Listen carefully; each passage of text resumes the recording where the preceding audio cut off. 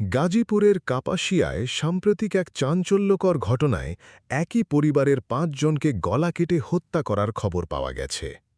ঘটনাটি ঘটেছে গত শুক্রবার ৮ মে ২০২৬ রোজি উপজেলার রাউতকোনা গ্রামে। ঘটনার মূল তথ্যসমূহ: নিহতরা হলেন এক নারী, তার ৩ মেয়ে এবং ওই নারীর ভাই। প্রধান অভিযুক্ত: এই ঘটনায় পরিবারের কর্তা ফুরকান মিয়াকে প্রধান অভিযুক্ত মনে করা হচ্ছে। হত্যার পর তিনি নিজেই আত্মীয়দের ফোন করে ঘটনাটি জানান এবং এরপর থেকে পলাতক রয়েছেন। সম্ভাব্য কারণ: প্রাথমিকভাবে পুলিশ ধারণা করছে পারিবারিক কলহ বা পরকীয়া সংক্রান্ত কোনো বিরোধ থেকে এই হত্যাকাণ্ড ঘটতে পারে। বর্তমান অবস্থা: ১১ মে পর্যন্ত পাওয়া খবর অনুযায়ী পুলিশ জিজ্ঞাসাবাদের জন্য ২ জনকে আটক করেছে। প্রধান আসামি ফুরকান মিয়াকে গ্রেফতারের চেষ্টা চলছে। দাফন: গত ১০ মে নিহতদের পৈতৃক নিবাস গোপালগঞ্জ সদর উপজেলার পাইককান্দি গ্রামে জানাজা শেষে পারিবারিক কবরস্থানে দাফন করা হয়েছে। পুলিশ ধারণা করছে পারিবারিক কলহ বা ফুরকানের দ্বিতীয় বিয়ের ইচ্ছা নিয়ে বিরোধের জেরে এই নৃশংস ঘটনাটি ঘটতে পারে।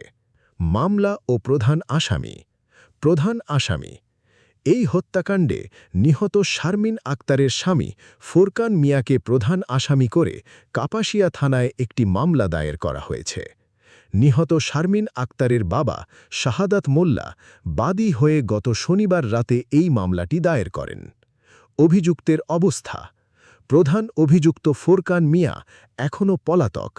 তাকে গ্রেফতারের জন্য পুলিশের একাধিক টিম এবং গোয়েন্দা সংস্থাগুলো অভিযান পরিচালনা করছে।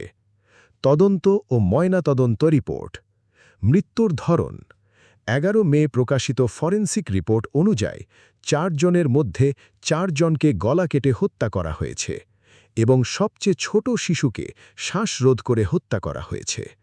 নতুন তথ্য: হত্যাকাণ্ডের আগে তাদের কোনো চেতনানাশক ওষুধ খাওয়ানো হয়েছিল কিনা তা নিশ্চিত হতে ভিসেরা নমুনা সিআইডি ল্যাবে পাঠানো হয়েছে। আটক: পুলিশ জিজ্ঞাসাবাদের জন্য ফুরকানের ব্যবসায়িক সহযোগী সহ মোট ২ জনকে আটক করেছে, যারা বর্তমানে ডিবি হেফাজতে রয়েছে। দাফন ও শোক: নিহত ৫ জনের মরদেহ ১০ মে সকালে তাদের গ্রামের বাড়ি গোপালগঞ্জ সদর উপজেলার পাইককান্দি গ্রামে জানাজা শেষে পারিবারিক কবরস্থানে দাফন করা হয়েছে।